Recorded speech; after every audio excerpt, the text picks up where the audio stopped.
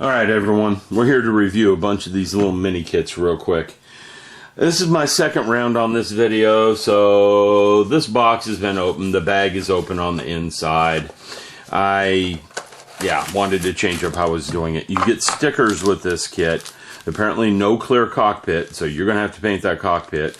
There's little to no reason to light this guy, and if you do light him, the only thing you're really going to light up will be the engine cans. The cockpit, again, is missing. If you're good, and since the cockpit is a separate piece, you could mold it in clear resin. Now, the laser cannons, there's some pretty fine detail on that. These are going to be fragile. You need to be careful when you are working with this kit, because you'll break them if you're not careful. They are small, tiny, which is good. They should be small and tiny. That looks appropriate. Okay? Going on to the next sprue. There's only like 4 sprue on this whole thing.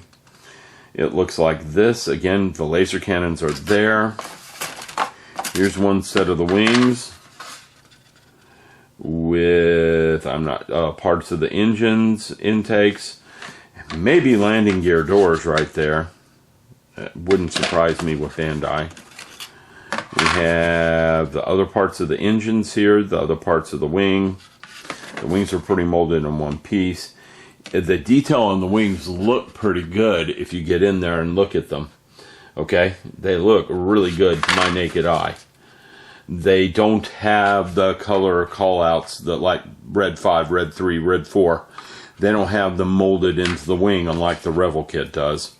With them molded into the wing, you can't do much with it unless you putty up and sand. Okay, so there's that, and then you get an optional stand.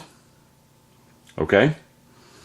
And you can place the pole on the stand in multiple places. This is going to be a quick build unless you want to paint it. Painting it will be a challenge because you have stickers, and my experience are those stickers don't look all that good. Where are the directions, you might ask? Under the box top. Okay, probably have them upside down. There we go. They are in Japanese, so yeah, I'm not sure about that. Part of them are on that side, part of them are on that side. It'll make a nice little kit. You're just going to have to paint it if you want it to look great and fabulous. The stickers will do the job, but they won't do the job well. They won't make it look good. Okay, well there you go. Nice detail for such a tiny little kit. It's like that Star Destroyer kit they made. The first one of these they released. This Star Destroyer was very, very nice. Okay, and I'm putting everything in the lid, which means closing the box is fun. Well, there's that one. So what about a Y-wing, you may ask? Well, we have a Y-wing. Let's see how good they did with this. Because their 1/72nd Y-wing was insane with the detail. I mean, it had so many fragile little plastic pipes on the side of it. It was crazy. Looking at this one, I don't know if that's there. I can't see from the directions. Okay. Again, if you want to make it look good, you are painting this thing because it comes with a sticker sheet. And give the camera a minute. It will autofocus. It comes with a sticker sheet. Now, I have heard people of scanning in these sticker sheets and taking the scan and making paint mask out of them. I know I've heard and talked with people who have done that. So if you're good with your photo equipment, you could probably take that and turn that into a paint mask. Okay? This is the thinner stickers, but they're still stickers. They're still thicker than any decal ever will be. They will show. I know I've worked with those on numerous occasions. Let's start looking at the sprue. Okay? Yeah, this is fun. Almost hair thin plastic again. You're going to have to be careful with this one. But it's going to look good when it's done because that is how thin that is supposed to be. It isn't supposed to be big and thick and heavy. Okay? Here's the front canopy. There is a separate canopy. You could mold that in resin, clear resin. Make a copy of it in clear resin and do some lighting that way.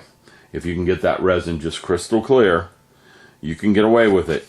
And I don't think you could actually get away with, you'd have to hollow the underside of it out to make it just the canopy shell.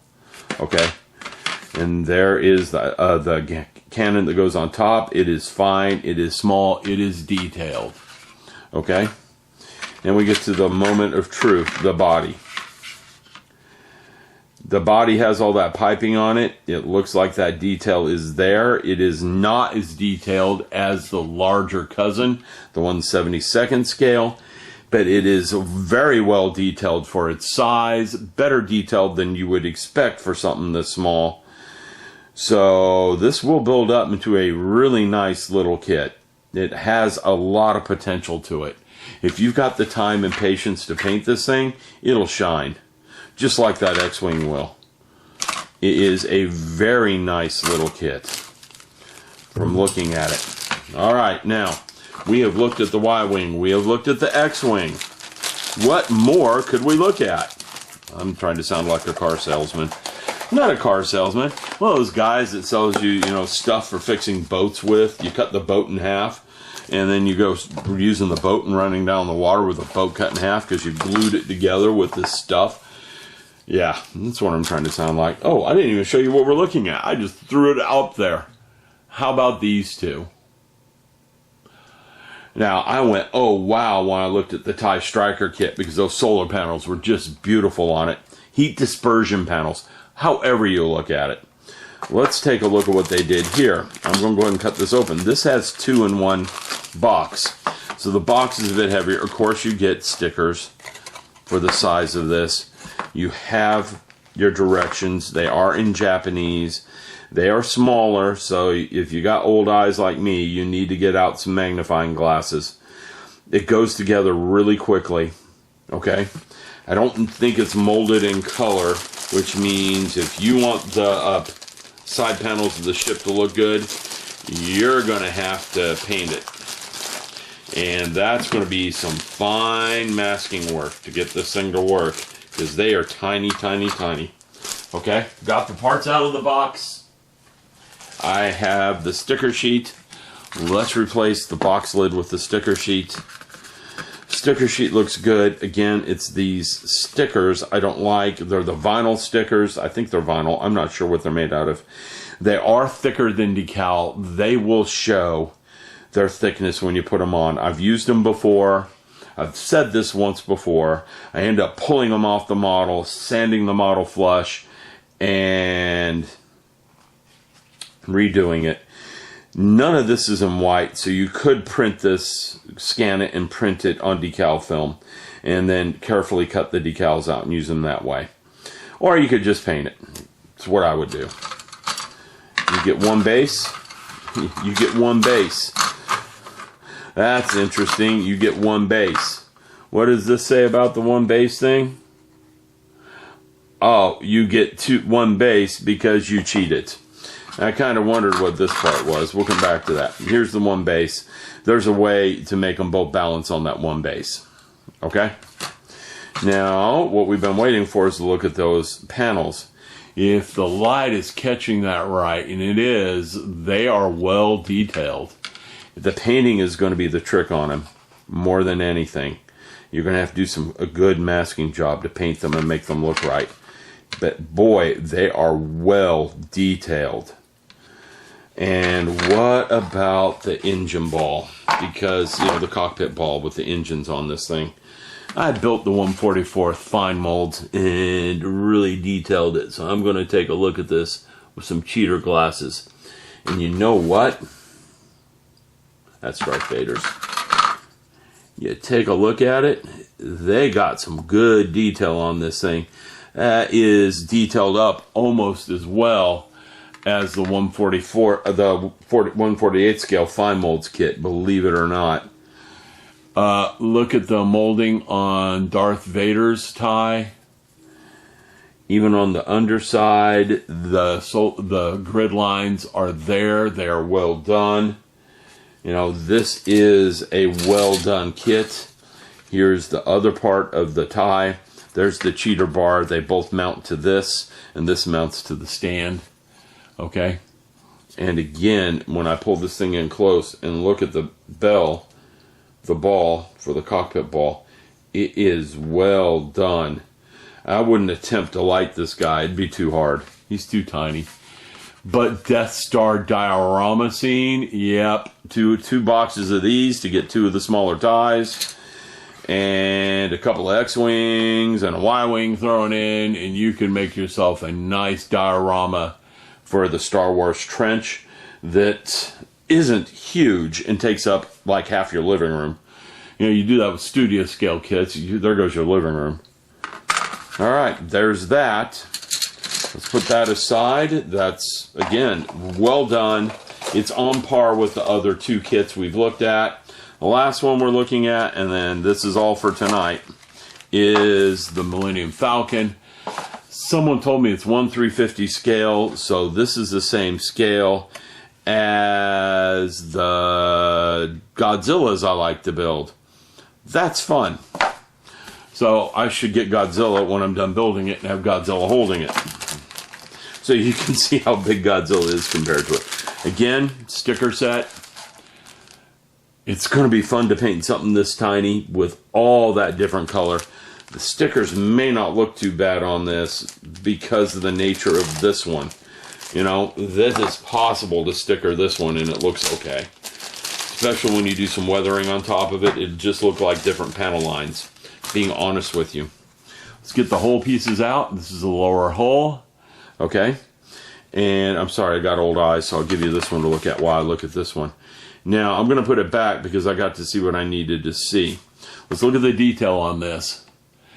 If you look right along here, very fine piping exists. It is there. It is easy to see. It is well detailed. Okay? If you look at the upper hull, you have the same thing. You have the same kind of detail going on this upper hull. It is well done for its size. I don't have the Revel Easy Kit anymore. I gave it away. But this thing out-details that easily. The Revel Pocket Easy Kit was the best Revel model of the Millennium Falcon to date. And this thing easily out-details it. It just blows it away. This is a much better little kit. I think it's like $6. Of course, shipping costs you another $6 to get it. But still, for the price, it's worth getting your hands on this one. I didn't look and see if it was English. Oh, it is English on the side. What does that tell us? Since it's English on the side, is it English inside the lid where the directions are? Yep.